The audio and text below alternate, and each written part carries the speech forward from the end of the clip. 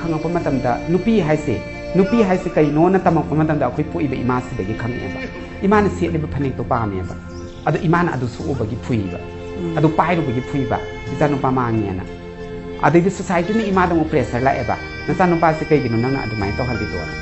ꯑꯗꯨꯅ ꯁꯤꯒꯨꯝꯕ ꯌꯥꯝꯅ ꯏꯃꯥꯒ ꯑꯩꯈꯣꯏꯒ ꯂꯩꯅꯕ ꯀꯣꯟꯐ꯭ꯂꯤꯛ ꯀꯣ ꯁꯤꯒꯨꯝꯕ ꯌꯥꯝ ꯂꯩꯕꯅꯤꯅ ꯑꯩꯈꯣꯏꯅ ꯐꯅꯦꯛꯁꯦ ꯏꯃꯥꯅꯦꯕ ꯑꯗꯨꯏꯗꯨꯅ ꯏꯃꯥꯒꯤ ꯐꯅꯦꯛꯁꯤꯗ ꯁꯤꯝꯕꯣꯂꯥꯏꯖ ꯇꯧꯔꯤꯁꯦ ꯑꯩꯒꯤ ꯏꯃꯥꯗꯨ ꯅꯠꯇ꯭ꯔꯦꯕ ꯏꯃꯥꯗꯨꯗ ꯕꯥꯏꯑꯣꯂꯣꯖꯤꯀꯦꯜ ꯏꯃꯥꯗꯨꯗꯒꯤ ꯐꯪꯗ꯭ꯔꯦꯕ ꯕꯠ ꯉꯁꯤꯁꯦ ꯏꯃꯥ ꯈꯔꯅ ꯃꯆꯥ ꯂꯩꯔꯕ ꯃꯃꯥ ꯈꯔꯅꯀꯣ ꯃꯃꯥꯁꯤꯡꯁꯦ ꯕꯥꯏꯑꯣꯂꯣꯖꯤꯀꯦꯜꯂꯤ ꯃꯆꯥ ꯂꯩꯇꯕ ꯃꯆꯥ ꯑꯣꯏꯅ ꯄꯣꯛꯆꯗꯕ ꯕꯠ ꯑꯉꯥꯡꯗꯤ ꯌꯣꯛꯄ ꯃꯃꯥꯁꯨ ꯌꯥꯎꯔꯤꯕ ꯌꯥꯝ ꯅꯨꯡꯁꯤꯈ꯭ꯔꯖꯥꯠꯅꯤ ꯑꯩ ꯉꯁꯤꯁꯦ ꯌꯥꯝ ꯏꯃꯣꯁꯅꯦꯜ ꯑꯣꯏꯕ U no moina phanik pirapado you know that was something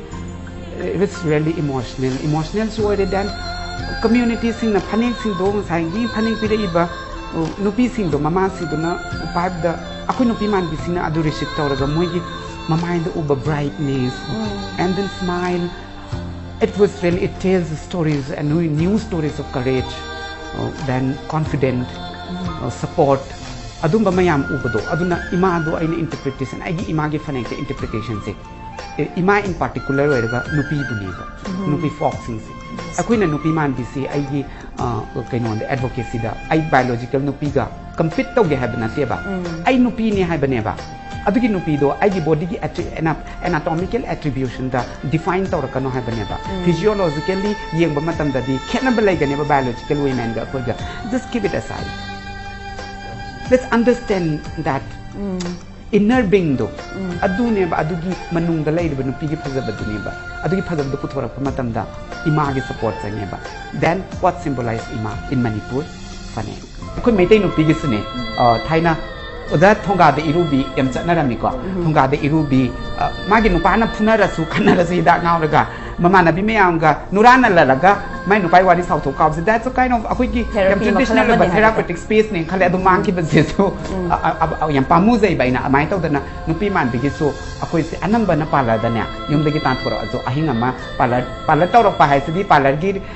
honor sidi imung du da pesa pi ram ni khitang mai jaga am di lai ra bane ba adu dana moi da lek thok pa adai mai mating pang bi ba sumai na tawe nupi man ye tho kan wai tho e har ba tare ko